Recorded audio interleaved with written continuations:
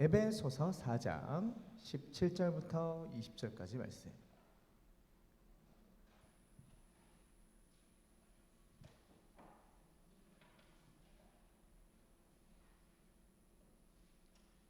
에베소서 4장 17절부터 20절까지만. 그리 길지 않으니 한 목소리로 합독하겠습니다. 시작. 그러므로 내가 이것을 말하며 주 안에서 증언하노니 이제부터 너희는 이방인이 그 마음에 허망한 것으로 행함같이 행하지 말라. 그들의 총명이 어두워지고 그들 가운데 있는 무지함과 그들의 마음이 굳어짐으로 말미암아 하나님의 생명에서 떠나 있도다. 그들이 감각 없는 자가 되어 자신을 방탕에 방임하여 모든 더러운 것을 욕심으로 행하되 오직 너희는 그리스도를 그같이 배우지 아니하였느니라. 아멘. 네. 요즘이야 플로팅 크리스천이다. 그전에는 가나안 교인들이 문제가 되었지만 요즘 그 전에 플로팅 크리스천이나 가나안 교인이라는 용어가 생기기 그 전에 한국 교회에서 문제로 대두되던 사람들은 썬데이 크리스천이었습니다. 썬데이 크리스천 무슨 말이죠? 일주일이라는 시간 가운데 오직 썬데이 주일 하루만 크리스천으로 사는 사람들을 일컫는 표현이죠. 플로팅 크리스천은 아예 교회를 떠나서 유튜브로 영상 예배를 드리며 돌아다니는 사람들이고, 가나안 교인은 안 나가라고 하면서 교회에 아예 나가지 않는 사람들이니 주일에 하루라도 나와서 교회에 나와서 단 하루지만 크리스천으로 살아가는 썬데이 크리스천이 보다 더 나아 보이기까지 합니다. 일단 썬데이 크리스천은 고정적으로 출석하는 교회가 있습니다. 그리고 주일 예배에도 빠지지 않습니다. 심지어 그렇게 교회에 간 하루만큼은 봉사도 하고요, 헌금 생활도 나름 열심히 하고 성경도 많이 알아요. 왜냐하면 적어도 일주일 하루는 크리스천이기 때문이죠. 그런데 남은 6일간의 삶 속에서는 전혀 크리스천으로 살지 않습니다. 주일에는 분명히 크리스천 같아 보였는데 월요일부터 토요일 이르는 시간 동안 살아가는 그들의 모습을 보면 세상 사람과 전혀 구별이 안 되는 거예요. 자, 그러면 이 썬데이 크리스천들이 처음부터 그랬을까요? 처음 예수 믿었을 때부터 이랬을까요? 아마 그러지는 않았을 겁니다. 그렇죠? 그래서 세례 받으면서, 그래서 예수 믿기로 결정하면서 그래, 나는 하루만 예수 믿는 사람으로 살아야 되겠다 마음으로 막 결정하고 그렇게 살기 위해 노력하는 사람은 없잖아요. 그렇죠? 처음엔 그렇지 않았을 겁니다. 처음에는 열정을 가지고 교회도 자주 나가고 말씀도 듣고 매일의 삶 가운데서도 주를 위해서 살려고 노력했을 겁니다. 그러나 살아보신 분들은 아시겠지만 그렇게 사는 거 결코 쉽지 않습니다. 마태복음 16장 24절. 이에 예수께서 제자들에게 이르시되 누구든지 나를 따라오려거든 자기를 부인하고 자기 십자가를 지고 나를 따를 것이니라. 괜히 우리 주님께서 자기를 따라오려면 자기를 부인하고 자기 십자가를 지고 따르라고 말씀하신 게 아니겠죠. 예수 믿는 사람의 삶이, 크리스천이라는 삶의 무게가 자기 자신을 부인해야만 하고 또 십자가를 지는 데 비할 만큼 그만큼 어렵고 힘든 일이라는 말씀입니다. 그러니 그렇게 힘들고 또 힘드니까 내려놓고 싶겠죠. 그리스도인으로서 사는 것을 포기해버리고 세상 속에서 세상과 똑같이 살아버리려는 욕구가 저기 밑에서부터 스물스물 올라오는 겁니다. 그런데 또 그렇게 살자니 뭔가 좀 캥겨요. 다 내려놓고 세상 사람들이랑 똑같이 살아버리려니까 조금 불편한 거죠. 이렇게 살다가는 천국도 못 갈 것 같고 구원도 못 받을 것 같고 영 불안한 겁니다. 그러니까 일주일 중 하루, 주일은 교회에서 그리스도인으로서 살자고 결정하면서 이 세상에 한 명의 썬데이 크리스천이 탄생하는 거죠. 오늘 본문을 최초로 받아들였던 에베소 교회 성도들도 이런 과정들을 밟고 있었나 봅니다. 에베소 교회 성도들은 하나님의 백성으로 부름을 받은 뒤에도 여전히 믿지 않는 수많은 이방인들에게 둘러싸여 살 수밖에 없었습니다. 뭐 여러분들도 다 동일하죠, 그렇죠? 심지어 그들이 살고 있는 에베소라는 지역은 모든 시민들이 긍지와 자부심을 가지고 아데미 여신을 섬기는 거대한 우상의 도시였습니다. 그들의 틈바구니 속에서 극소수의 그리스도인으로서 사는 것은 결코 쉬운 일이 아니었을 거예요. 믿지 않는 가족들과 친구들뿐만 아니라 믿지 않는 수많은 이방인들에게 압력을 받았을 것이며, 또 도시의 여신인 아데미 여신을 섬기지 않는 탓에 실생활 속에서도 여러 많은 불이익들을 겪었을 겁니다. 따라서 그들은 과거의 익숙한 생활로 돌아가 편히 살고 싶은 강한 유혹을 느낄 수밖에 없었던 것이죠. 그런 그들에게 사도 바울이 주고 있는 권면이 바로 오늘 우리가 함께 살펴볼 에베소서 4장 17절부터 20절까지 말씀입니다. 이 말씀을 통해서 어쩌면 에베소 교회 성도들과 같은 상황, 아니 보다 더 어려운 현대를 살아가고 있는 우리에게 하나님께서 하시고자 하시는 음성을 한번 들어보기를 소원합니다. 이 말씀을 전에 받았던, 처음으로 들었던 에베소 교회 상태가 조금 심각했던 것 같아요. 그래서 사도 바울은 매우 강한 어조로 오늘의 본문을 시작합니다. 본문 17절 말씀입니다. 같이 한번 읽어볼까요? 시작. 그러므로 내가 이것을 말하며 주 안에서 증언하노니 이제부터 너희는 이방인이 그 마음에 허망한 것으로 행함같이 행하지 말라. 자, 이 본문을 보시면요, 사도 바울은 그냥 말하고 있지 않습니다. 말하면서 동시에 증언하고 있어요. 여기서 이 증언하다라는 단어는 종종 입증하다, 무언가를 증거하다 라는 뜻을 가지지만, 특별히 오늘 본문에서는요, 무언가를 고집하다, 강요하다 라는 의미로 사용이 되고 있습니다.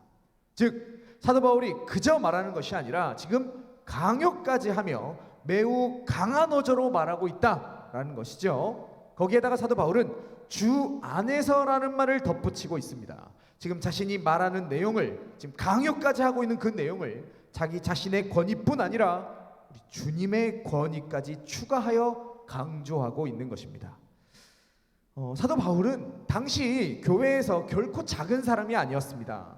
그런데 사도 바울이 지금 자기 자신의 권위만이 아니라 거기에다가 우리 주님의 권위까지, 즉 주님의 그 신적인 권위까지 부여하여 강하게 권면하고 있는 거예요.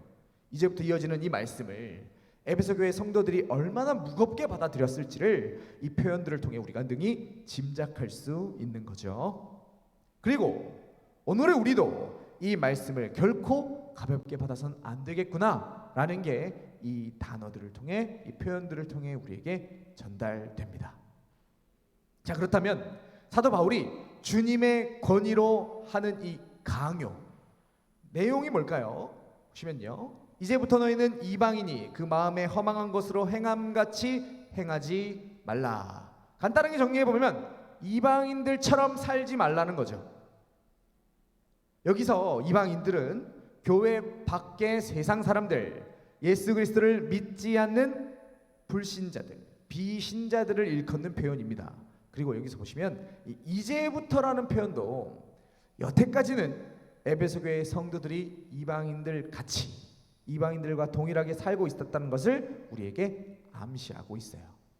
지금 이 편지를 듣고 있으니까 교회는 일단 나온 겁니다, 여러분들처럼.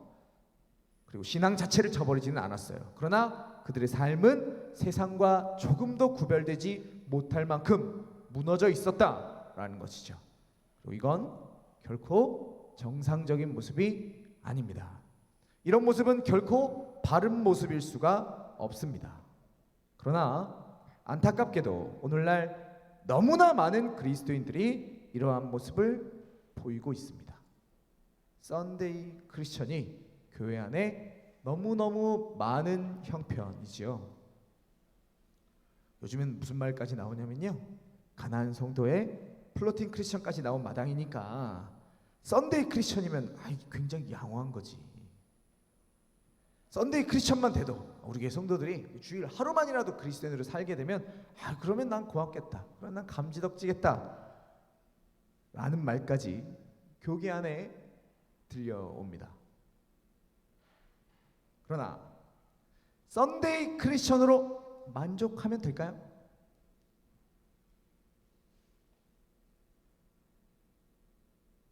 여기 계신 분들 주일에 교회는 나오셨고, 그렇죠?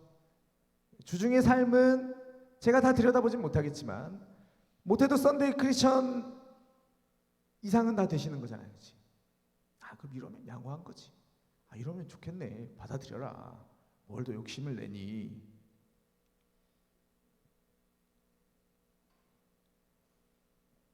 저는요 여러분이 주일 하루만 그리스도인으로서 사는 것을 받아들일 수가 없어요. 만족이 안 됩니다. 그러기 싫어요. 왜 그럴까요? 제가 욕심이 많아서?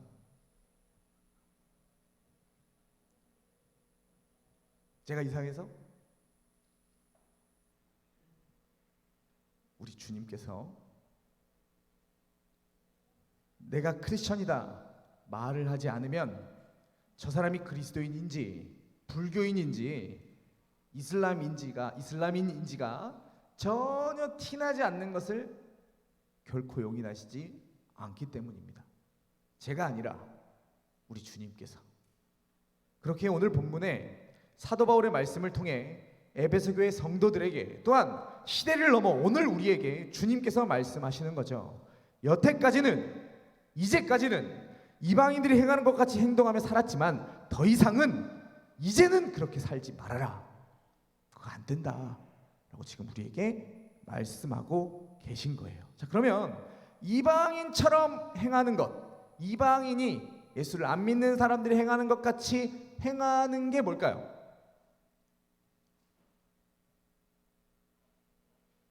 이어지는 구절들이 이방인의 삶을 세 가지로 정리하고 있습니다. 첫째, 이방인들은 무지합니다.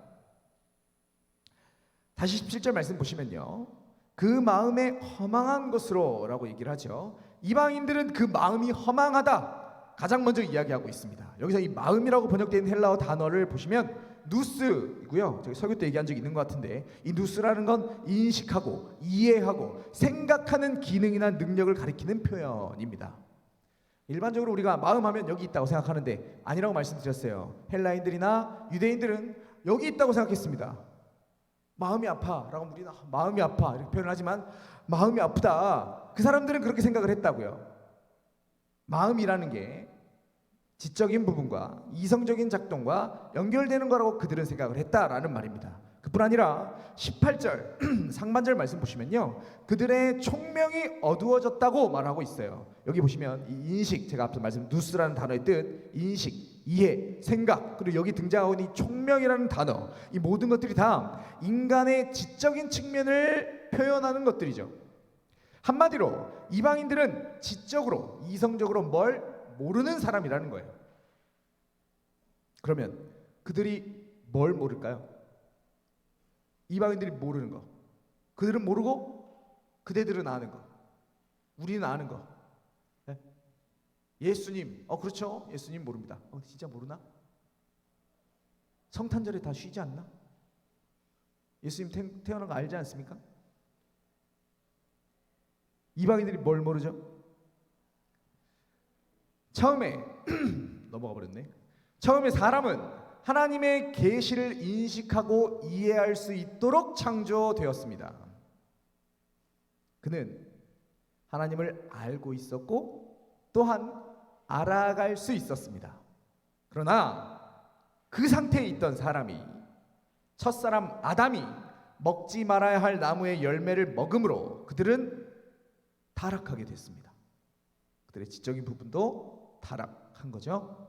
그래서 하나님과 대화하고, 하나님이 에덴 동산 산책하실 때 같이 쫄래쫄래 따라다니면서 대화하며 그분과 교제할 수 있었던, 그분을 알고 알아갈 수 있었던 인간이 이제 하나님을 알 수 없게 되어버린 겁니다. 즉 지금 이 본문에서 그들의 총명이 어두워졌다, 인식이 허망해졌다, 이해가, 마음이 허망해졌다라는 이 표현들은 이방인들이 모른다, 무지하다, 타락한 인간들은 결코 알 수 없는 그 하나님 그 자체를 모른다라는 말입니다. 두 번째로 이방인들은 죽은 사람들입니다. 18절 하반절입니다. 빨간 부분만 같이 한번 읽어볼까요? 시작. 그들 가운데 있는 무지함과 그들의 마음이 굳어짐으로 말미암아 하나님의 생명에서 떠나 있도다. 앞에서 살핀 바대로 이방인들은 주님을 모르기 때문에 그들 가운데 있는 그 무지함으로 인해 하나님의 생명에서 떠나는 것까지 이르게 됩니다. 하나님은, 그들이 모르고 있는 그 하나님은 생명의 근원이시고 생명 그 자체이십니다. 그렇기에 그런 하나님으로부터 떠나 있다는 것은 곧 영적인 죽음을 의미합니다. 물론 이방인들도 버젓이 살아있죠. 여러분들이 한 주 동안 함께 뒹구는 직장 동료들, 친구들 죽어 있는 건 아니잖아요. 그렇죠? 시체 아니죠? 살아 계시죠? 예수 믿는 우리와 동일하게 살아있는 겁니다. 그러나 실상은 그들은 죽은 자입니다. 마치 줄기에서 떨어진 가지가 당장은 생기가 있는 것 같이 잎사귀도 푸르르고 또 그 가지에 힘이 있는 것 같으나 생명을 공급하는 줄기로부터 떨어져 버렸기 때문에 점차 말라가는 것과 같이 생명의 근원이신 하나님으로부터 떠나버렸기 때문에 이방인들도 겉으로는, 즉 육신적으로는 살아있는 것 같으나 영적으로는 이미 죽어있는 상태다라는 말이죠. 여기서 이방인들은 단지 하나님을 모르기에 하나님의 생명에서 떠났다라고만 한다면 그들은 전혀 잘못이 없는 것처럼 여겨집니다. 나 하나님 몰라서 예수 못 믿었어. 나 하나님 몰라서 지옥 가는 거야. 천국을 알았어야지. 변명하는 이방인들도 있을 수 있습니다. 그렇게 사도 바울은 그 이방인들이 단지 무지함만이 아니라 그 마음의 굳어짐으로 인해서 죽은 것임을 덧붙이고 있습니다. 마음의 굳어짐으로 말미암아. 여기 이 굳어짐이라는 표현은 딱딱해졌다는 것으로 우리에게 보다 익숙한 표현으로는 완고함, 완강함 을 의미하는 단어입니다. 따라서 이방인들의 마음이 굳어졌다는 것은 그들이 하나님의 진리를 단지 모를 뿐 아니라 모세를 통해 하나님의 말씀이 전달되었음에도 불구하고 나는 그런 신 모른다, 완강하게 말씀을 거부했던 애굽의 바로와 같이 완고한 마음으로 하나님을 거부했다는 것을 가리키는 표현인 거죠. 즉 이방인들은 단지 하나님을 몰랐기 때문에 하나님의 생명으로부터 떠날 수밖에 없었다라고 핑계할 수 없습니다. 그들의 책임은 오롯이 살아 있습니다. 왜냐? 그들이 하나님을 모르게 된 것에는 적극적으로 스스로의 선택으로 하나님을 완강하게 거부하는 것이 포함되기 때문입니다. 마지막으로 이처럼 이방인들은 첫째 무지하고 둘째 영적으로 죽었을 뿐 아니라 셋째 그로 인해서 결국 무감각하게 되어 자신을 방탕에 내맡깁니다. 19절 말씀. 그들이 감각 없는 자가 되어 자신을 방탕에 방임하여 모든 더러운 것을 욕심으로 행하되. 자, 여기서 감각 없는 자라는 것은 피부가 딱딱하게 굳어져서 더는 아픔을 느끼지 못하는 상태를 가리키는 것으로 수치를 느끼는 모든 감각을 상실했음을 의미합니다. 여러분, 이 몸의 통증은 물론 아파서 싫긴 하지만 우리 몸에 굉장히 중요한 기능을 합니다. 고통을 통해 내 마음이 괜찮은지 그렇지 않은지 판별할 수 있는 거죠. 아프니까 병원에 가려고 하고 약을 먹으려고 합니다. 통증이 보다 더 나은 상태로 나아가야 함을 알려주는 기능을 한다라는 겁니다. 자, 그런데 감각이 없어요. 아무런 통증도 느껴지지 않습니다. 그러면 스스로 나으려는 노력도 할 수 없겠죠. 아니, 정확하게는 내가 아픈지 나에게 이상이 있는지도 모를 겁니다. 전혀 모를 수밖에 없는 거예요. 그렇기 때문에 이방인들은 노아의 홍수 전에 그 수많은 사람들이 편하게 장가가고 시집갔던 것처럼 본인들에게 어떠한 일이 닥칠지도 전혀 모르고 아무런 감각 없이 사망으로 달려가게 됩니다. 영적으로 무지하고 영적으로 죽은 이방인들은 결국 모든 영적인 감각을 상실하게 되고 종국에는 자신들을 방탕에 내맡기고 모든 더러운 것을 욕심으로 행하는 지경에까지 치닫게 되는 거죠. 바늘도둑이 소도둑 된다고 합니다. 그렇죠? 처음 바늘을 훔칠 땐 죄책감이 이를 데 없이 큽니다. 훔쳐도 되나? 가져가도 되나? 그러나 그 죄가 반복되고 반복되다 보면 마음이 무뎌져 갑니다. 처음에는 요만큼만 바늘만 훔쳐도 벌벌 떨며 기능했던 양심이라는 것이 점차 감각을 잃어버리게 되어 소를 훔쳐도 아무렇지 않은 상황까지 나아가게 되는 겁니다. 즉 감각을 잃은 자라는 것은 하나님께서 부여하신 양심의 기능이 완전히 멈추어버렸다는 것을 말하는 것입니다. 이것을 두고 성경은 양심이 화인 맞았다라고도 표현하고 있습니다. 물론 모든 이방인들이 다 양심을 다 갖다 판 거 아니에요. 이방인들 안에서도 양심이 얼마간 기능합니다. 완벽하게 기능하지 못하지만 얼마간 기능합니다. 그러니까 세상이 지옥이 안 되고 아직까지 버텨지는 거예요. 하나님이 그렇게 하게 두고 계신 겁니다. 그럼에도 그들이 자신들이 저지르는 그 모든 죄를 온전한 그 죄의 크기로, 온전한 그 죄의 무게로 느끼지는 못합니다. 그게 이 양심이, 이 감각을 상실했다라는 이 표현 안에 담겨있는 의미인 거예요. 자, 이처럼 이방인들은 그 총명이 어두워지고 하나님의 생명에서 떨어졌으며 감각 없는 자들이 되어 온갖 방탕의 자신을 내맡기며 모든 더러운 것들을 욕심으로 탐닉하는 사람들입니다. 예, 그들은 자신의 선택으로 그렇게 지옥으로, 사망으로 달려가는 사람들입니다. 자, 그런데 문제는 이런 이방인들의 삶의 방식을 지금 누가 쫓아가고 있다는 거예요? 에베소 교회 성도들이, 믿는 사람들이 정신없이 쫓아가고 있었다라는 거죠.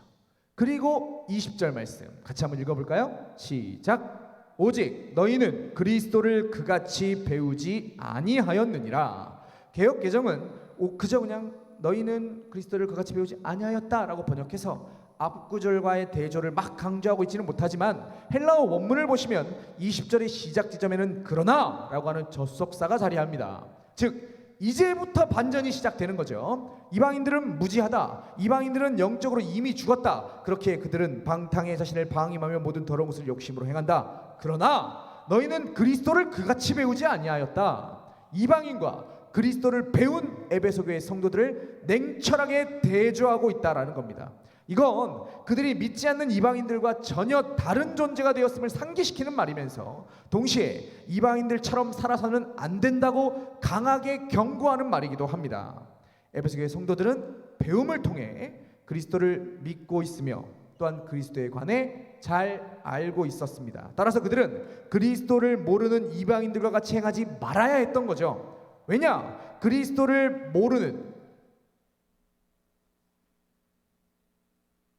그들과 달리 그리스도를 배우는 것은 단지 그의 삶과 예수의 삶과 예수의 죽음과 예수의 부활에 관해 지식적으로 배우고 그치는 것이 아니라 그의 인격과 삶에 관해 배우는 것이며 또한 그의 제자가 되는 삶, 앞서 제가 말씀드린 대로 자기를 부인하고 자신의 십자가를 지고 예수께서 가신 그 길을 쫓아가는 삶을 의미하기 때문입니다.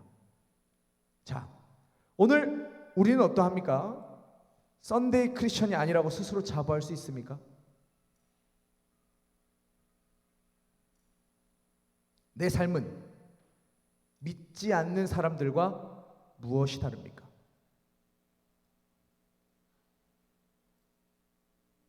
주일 이곳에서는 다 그리스도인 같으신데, 예수 믿는 사람들 같으신데, 저 문을 나서면서 그리스도인이라는 이 이름을 혹 교회 가운데 반납하고 월요일부터의 삶 가운데서는 가정에서, 직장에서, 학교에서는 이방인들과 동일한 삶을 살고 계신 것이 아닙니까?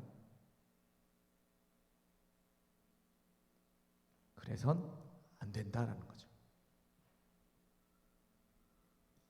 우리는 세상과는 달라야만 합니다. 예수 믿는 선생이면 다른 선생들이랑 달라야 되고요. 예수 믿는 학생이면 다른 학생들이랑 달라야 합니다. 예수 믿는 대리면 그냥 대리랑 달라야 되고, 예수 믿는 알바생이면 일반 알바생이랑 달라야 돼요. 왜요? 예수를 배웠으니까. 그리스도를 배웠으니까. 만약 우리가 그리스도를 배웠음에도 그를 알면서도 세상과 똑같이 살고 있다면 이방인들의 행위를 그대로 답습하며 그들을 쫓아가고 있다면 그건 우리가 배운 그리스도를 개무시하는 거죠. 우리가 배운 그리스도를 욕보이는 겁니다. 주일 하루만 그리스도인이 아니라 월요일부터 시작되는 주 중에서도 그리스도인으로서 살아낼 수 있는 것이 우리가 되어야 한다라는 말입니다. 우리가 배운 것, 이곳 교회에서 배운 영적인 지식들은 결코 이 머릿속에만 머물 수가 없습니다. 그 지식은 우리를 살게 합니다. 우리를 움직이게 하고 실제적인 삶의 변화를 이끌어냅니다. 왜 그럴까요? 우리가 배운 거, 그리스도, 이걸 담고 있는 이 성경이라는 게 하나님의 말씀이기 때문이죠. 무에서 이 온 우주 만물을 만들어낸 그 능력의 말씀은, 그 생명이 흘러넘치는 하나님의 살아 역사하시는 말씀은 결코 우리를 가만히 내버려 둘 수 없습니다. 따라서 감히 말씀드립니다. 썬데이 크리스천은 불가능합니다. 그럴 수는 없어요.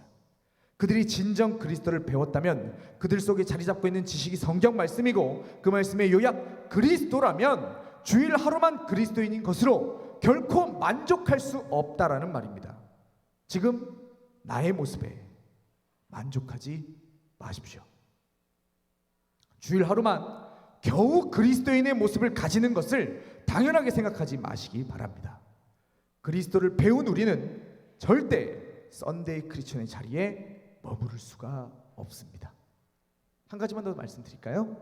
이 본문에서 계속해서 강조되고 있는 것은 지적인 부분입니다. 이방인의 모습 첫 단계가 뭐였죠? 영적인 무지였습니다.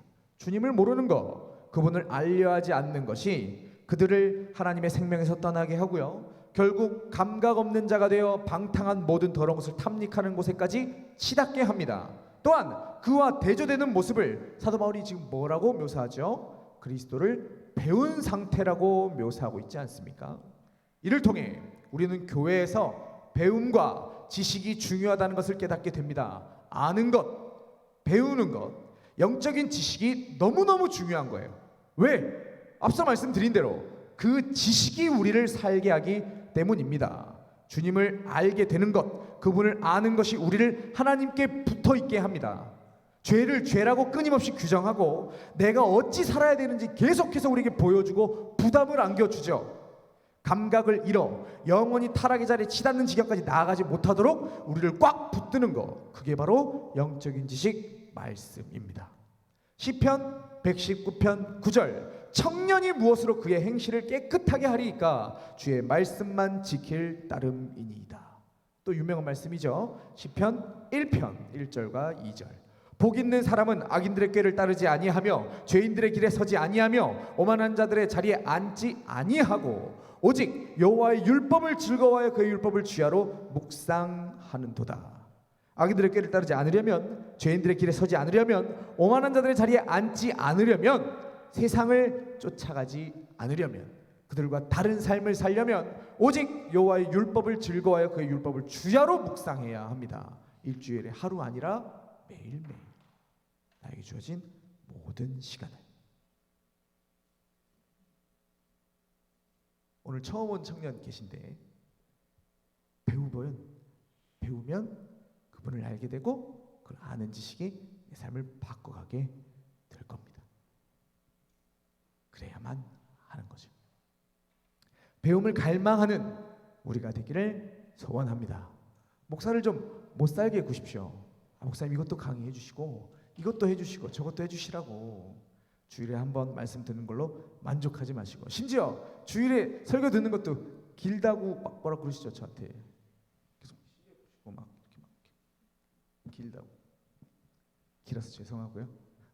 짧게 못해서 죄송합니다. 오늘은 짧습니다. 이제 끝났으니까. 영적인 지식을 매일의 삶 가운데서 추구하는 여러분들이 우리가 되기를 소원합니다. 오늘은 에베소서 4장 17절부터 20절의 말씀을 통해서 그리스도를 배운 우리는 이방인과 세상과 달라야 한다는 하나님의 음성을 들어보았습니다. 다르기 원합니다. 주일 이곳에서만 그리스도인이 아니라 저 문을 나가셔서도 주중에 직장에서, 가정에서, 학교에서 그리스도인으로서 굳게 서는 우리가 되기를 소원합니다. 세상 속에 있지만, 세상과 더불어 살지만, 그럼에도 세상에 섞여 들어가는 것이 아니라 이방인의 행함을 따라가는 것이 아니라 도리어 말씀을 배움으로, 그리스도를 배움으로, 신령한 지식을 끊임없이 추구함으로 그리스도인으로서 이 세상의 소금과 빛으로서 세상을 변혁하며 나아가는 우리 모든 청년들이 되시기를 간절히 소원합니다.